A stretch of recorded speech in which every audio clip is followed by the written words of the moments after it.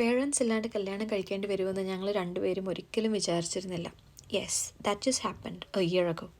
ഇവിടെ കാനഡ വെച്ചിട്ടായിരുന്നു ഞങ്ങളുടെ കല്യാണം. ഒരു ഡേ ഞങ്ങളിങ്ങനെ സംസാരിച്ചുകൊണ്ടിരുന്നപ്പം എന്നാൽ കല്യാണം കഴിച്ചാലോ, അങ്ങനെ ഒരു തോട്ടിൽ പെട്ടെന്ന് ഡിസൈഡ് ചെയ്തൊരു കാര്യമാണ് ഞങ്ങളുടെ കല്യാണം.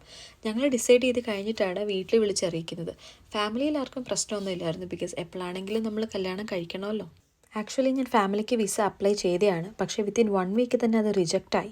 ഞാൻ ഗ്രൂപ്പ് വിസയായിരുന്നു വെച്ചത്. ഇനി അതുകൊണ്ടാണോ എന്തെങ്കിലും മിസ്റ്റേക്ക് കൊണ്ടാണോ എന്നറിയില്ല. ബിക്കോസ് എൻ്റെ വേറൊരു കസിന് ഇൻഡിവിജ്വലിയാണ് സബ്മിറ്റ് ചെയ്തത്. അവളുടെ അപ്രൂവായി, പക്ഷേ ഞങ്ങളുടെ കല്യാണം കഴിഞ്ഞ് 6 to 7 months എന്തോ കഴിഞ്ഞിട്ടാണ് അത് അപ്രൂവ് ആയതെന്ന് മാത്രം. ഇതൊക്കെ റിജക്റ്റ് ആയിട്ടും ഞങ്ങൾ എന്താ പ്രൊസീഡ് ചെയ്തതെന്ന് വെച്ചാൽ, അപ്പോഴേക്കും ഞങ്ങൾ വെഡ്ഡിങ് ചാപ്പലൊക്കെ ബുക്ക് ചെയ്തിരുന്നു.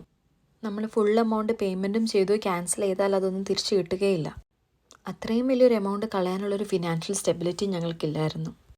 എന്നും പറഞ്ഞ് ഞങ്ങളുടെ കല്യാണത്തിന് ആരും ഇല്ലാണ്ടിരുന്നൊന്നും ഇല്ല കേട്ടോ. എൻ്റെ കസിൻസൊക്കെ ഇവിടെ തന്നെയുണ്ട്, പിന്നെ അവൻ്റെ ഓൺ ബ്രദർ ഉണ്ട്, പിന്നെ ഇവിടെ നമ്മുടെ ഫ്രണ്ട്സ് ആണല്ലോ നമ്മളുടെ മെയിൻ ഫാമിലി എന്ന് പറയുന്നത്.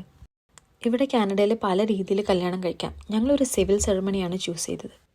ഇൻ ടോട്ടൽ ഒരു 10 minutes പോലും എടുത്തില്ല എന്ന് തോന്നുന്നു ഞങ്ങളുടെ കല്യാണം. അതെങ്ങനെയാണെന്നുള്ളത് I give the updates in the next video. Okay.